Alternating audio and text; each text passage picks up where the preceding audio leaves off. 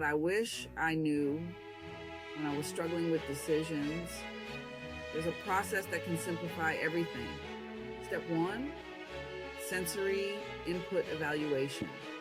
Does the decision resonate with your 5 senses?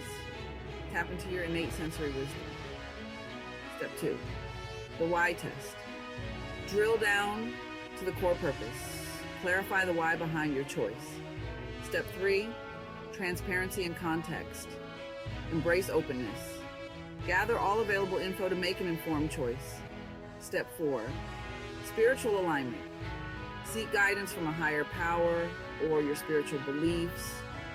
Align with your values. Step 5, value creation. Evaluate the decision based on the value it creates.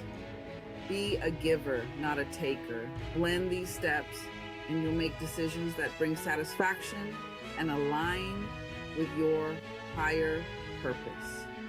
Ready to unlock your heart's wisdom? Let's go.